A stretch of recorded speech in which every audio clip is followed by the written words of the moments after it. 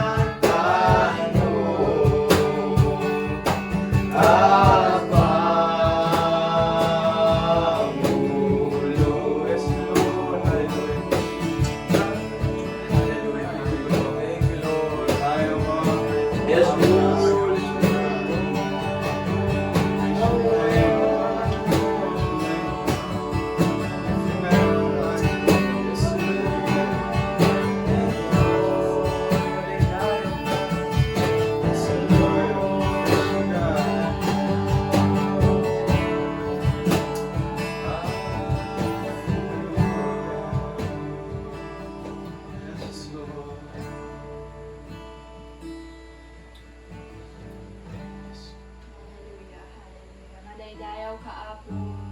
Pudno unay ako nga naindaklan ka. Pudno unay ako Dios. Nga awan itikasken ka ako. Hallelujah. Maitagtag ay ka ako.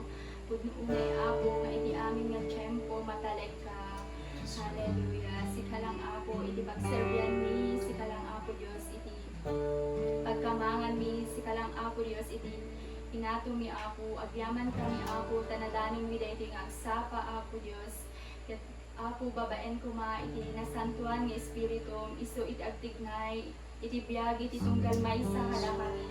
Agyaman kami iti balegi nga ited mo itang agsapa, iti serbisyo itang agsapa ako Dios. And Lord, babaen ka di dagita imam, danunem ako dagiti anak mo, diingam dagiti puso da ako, dagiti panunot da, iti pamati da ako Dios, iti tarigagay da ako, nga birukan, iti presensya mo ako Dios, hallelujah.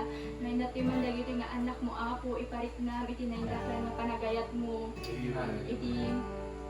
iti spiritum ako kadakwada, hallelujah, hallelujah.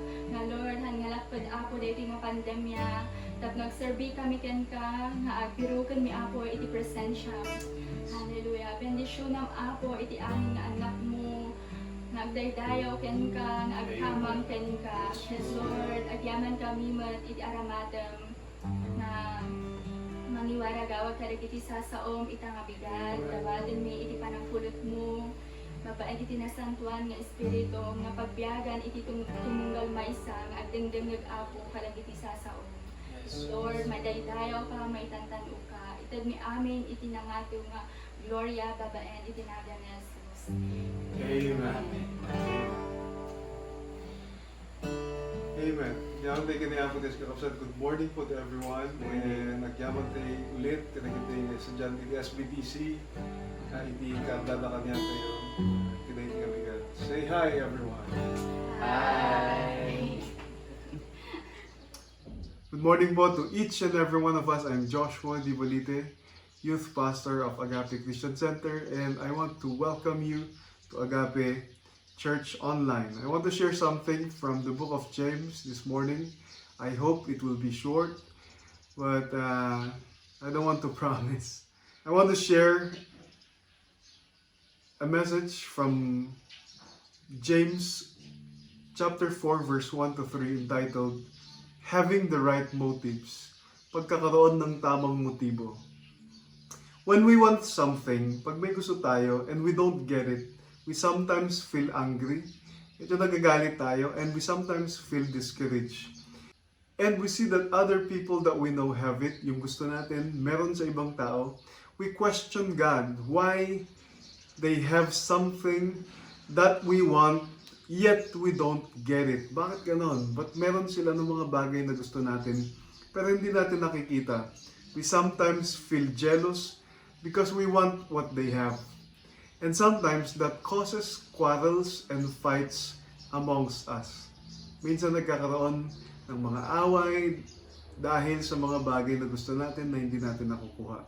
So let's read from James chapter 4 verse 1 to 3 kung anong sinasabi niya about dito. Let's read from NIV, mga kapatid. What causes fights and quarrels among you? Don't they come from your desires that battle within you? You desire, but you do not have, so you kill.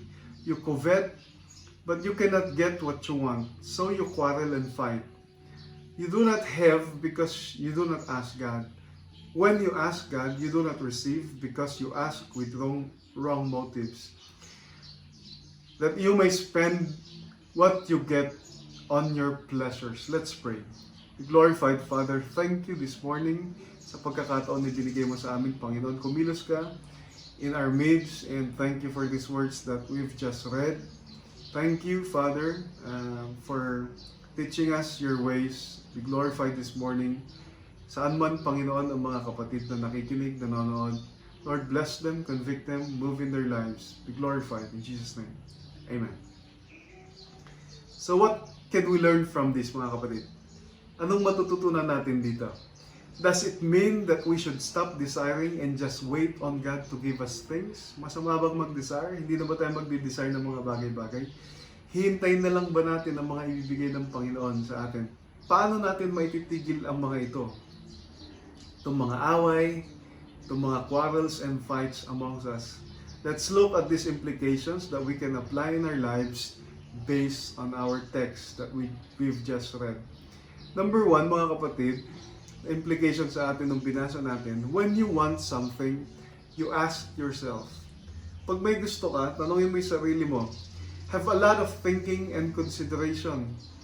Do I really want it? Gusto ko ba talaga to? Is it my flesh talking? Baka mo dahil lasag ko, kung na natin Ilocano, niya iti agsasao. Baka lasag ko, tagtatarigagay, dito yung abanan, di ba? Nung minsan, yung mga gusto tayong cellphone, ganyan, kahit may maganda naman tayong cellphone, pero dahil may lumabas na bagong iPhone, may bagong cellphone, we want to get it, para may pagmalaki tayo sa iba, or para masatisfy natin yung sarili natin. Is it my flesh talking for wanting something? Especially something that people that I know have which I don't have. Pag yung ibang tao, meron sila nung bagay na gusto natin, parang gusto rin nating magkaroon ng bagay na yan. Maybe yes.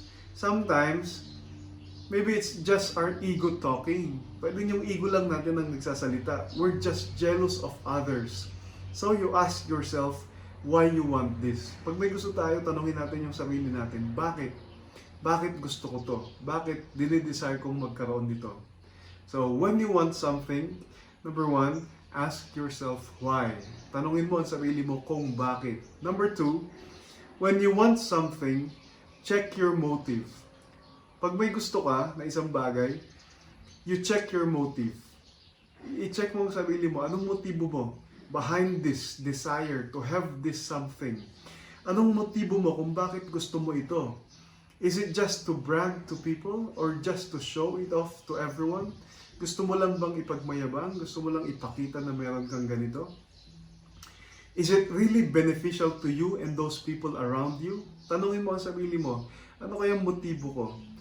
May silbi ba talaga ito sa akin? May maitutulong ba ito sa mga tao sa aking paligid? Will it bring glory to God? Magbibigay pa ito ng kaluwalhatian sa Panginoon. Will it be used for the ministry? Magagamit ba ito sa ministry? Will it help the ministry? Makakatulong ba ito sa ministry? So, check yourselves first before wanting something. Number three, when you ask or when you want something, ask God for it. Pag may gusto ka, hilingin mo sa Panginoon. He is the source. Siya ang source ng lahat ng bagay. We should ask Him for everything. Siya dapat ang hingan natin ng lahat ng bagay because He is the giver. Siya ang nagbibigay, pinanggagalingan ng mga bagay-bagay. Sabi sa James 1:16, every good and perfect gift is from above, coming from the Father of heavenly lights. So, you should approach God for your desires. I-approach natin ang Panginoon, lapitan natin ang Panginoon para sa mga gusto natin. Do not approach the people who have what you want and then ask them for what you want. Huwag nating lapitan yung mga taong meron ng mga bagay na gusto natin tapos hilingin natin sa kanila yung mga gusto nating bagay. Ano? Pwedeng akin na lang yan. Ganun minsan yung ating mga approach sa mga tao. Napakadali nating sabihin minsan yan sa ibang tao. Ganun yung approach natin eh. Without even asking God for it. So, ask God. Hilingin mo sa Panginoon kung ano yung bagay na gusto mo. If He will use the person to provide for your needs, pag gagamitin niya yung tao na meron ng bagay na gusto mo, God will use the person to provide for you. So, ask God instead. Number 4, when you ask God for something, you must believe and do not doubt. Pag humihiling tayo ng isang bagay sa Panginoon, maniwala tayo sa Panginoon. And do not doubt. Huwag tayong mag-doubt. Hantay nga agduado ako na natin Ilocano kakapsat. This is what it says in James 1:6. Settle your mind with what you want, mga kapatid. Let's settle our minds with what we want. Minsan, magulo din kasi talaga tayo. Hindi natin alam kung ano yung talagang gusto natin. So, we don't really know what we really want. When you figured out what you really want, pray hard for it. Hilingin mo sa Panginoon. Pray hard for it with certainty. Ipanalangin mo sa Panginoon, hilingin mo sa Panginoon with certainty. Ibig sabihin na may kasiguraduhan, specific. Remove your doubts and just claim it in Jesus' name. Hilingin mo sa Panginoon na walang pag-aalinlangan at i-claim mo sa pangalan ni Jesus. So when you ask God for something, you must believe and do not doubt. And last, mga kapatid, when you ask God for something and you don't get it, pag humiling tayo sa Panginoon at hindi natin nakuha, don't be bitter. Huwag tayong maging bitter. Huwag tayong maging ampalaya. Huwag tayong mag-alit sa mga tao. Huwag nating awayin ang mga tao na hinilingan natin pero hindi binigay. When we ask God for something and we don't get it, don't be bitter. Maybe it's not meant to be. Maaring hindi iyon para sa iyo. Maybe you're better off without it. Maaring alam ng Panginoon na mas okay ka na wala iyon, yung bagay na gusto mo. Maybe it is not yet the right time. Maaring hindi ito ang tamang panahon para tanggapin mo kung ano man ang hinihiling mo sa Panginoon. Maybe God wants you to keep praying for it. Maaring gusto ng Panginoon na talagang ipanalangin mo sa Kanya. Maybe God's testing your faith. God knows best. Alam ng Panginoon kung ano ang pinaka maganda para sa atin. So trust His will for you. Magtiwala tayo sa kagustuhan ng Panginoon para sa bawat isa sa atin. His will for you is good, pleasing, and perfect. Ang kagustuhan ng Panginoon sa atin ay good, pleasing, and perfect.